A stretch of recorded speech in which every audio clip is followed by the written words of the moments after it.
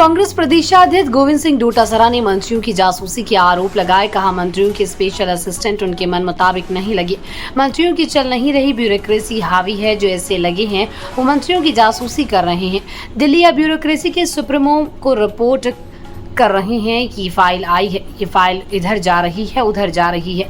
मंत्री ये देख रहा है, ये पूछ रहा है, ये कह रहा है। डोटासरा जयपुर के एक होटल में कांग्रेस विधायक दल की बैठक से पहले मीडिया से बातचीत कर रहे थे।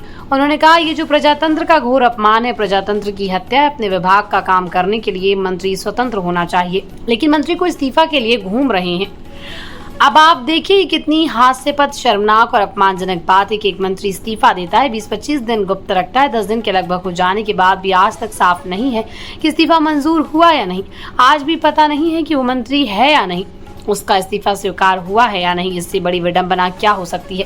कांग्रेस प्रदेश अध्यक्ष ने कहा है कि कृषि से संबंधित बजट को लेकर जितने भी प्रस्ताव शामिल किए गए, क्या किरोड़ी लाल मीणा की जानकारी में है, क्या अधिकारियों ने उनसे चर्चा की है। डोटासरा ने कहा कि मुख्यमंत्री बजट पूर्व बैठकों में सुझाव ले रहे थे, हर वर्ग से चर्चा की है। वित्त मंत्री दिया कुमारी जो बजट पेश कर रही है, उन्होंने कितनी बैठक ली, वो कितनी बैठकों में मौजूद रही।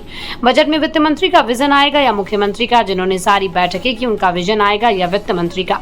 ये नई परंपरा की शुरुआत कर रहे हैं। बजट कोई पढ़ेगा, बनाएगा कोई, और उस पर काम फील्ड में कैसे कर पाएंगे, ये सोचने का सवाल है। कांग्रेस प्रदेशाध्यक्ष ने कहा कि दिया कुमारी ने जो पिछला अंतरिम बजट पेश करके उसमें घोषणाएं वित्त मंत्री की हैसियत से की थी। विधानसभा में जब बजट पर बहस होगी तब हम उनसे पूछेंगे कि उन घोषणाओं का क्या हुआ। बजट बहस में हम एक एक चीज बताएंगे कि आपने केवल बातें की, बातों के अलावा कुछ नहीं किया। ये केवल मन की बात कर रहे हैं, काम की बात नहीं कर रहे। जब इनका मुखिया ही काम की बात की जगह मन की बात करता है तो ये कहाँ से काम की बात करेंगे। डोटासरा ने कहा कि बीजेपी सरकार के मंत्री और विधायक एक दूसरे को पटकनी देने में लगे हैं। ये सरकार केवल कांग्रेस की अच्छी योजनाओं की समीक्षा और उन्हें बंद करने की ही बात करेगी। इंग्लिश मीडियम स्कूल की योजना कैसे गड़बड़ हुई। इन स्कूलों में लॉटरी से एडमिशन हो रहे हैं। भाजपा का शिक्षा मंत्री जब से बना है तब से अंग्रेजी स्कूलों में के पीछे पड़ा हुआ है। अंग्रेजी स्कूलों के पीछे पड़ने से पीछे साफ वजह है, आरएसएस और बीजेपी के लोग नहीं चाहते कि गरीब का बच्चा अंग्रेजी स्कूलों में पढ़कर तरक्की करे, इसलिए ये अंग्रेजी स्कूलों को बंद करने का बयान जारी कर दे रहे हैं।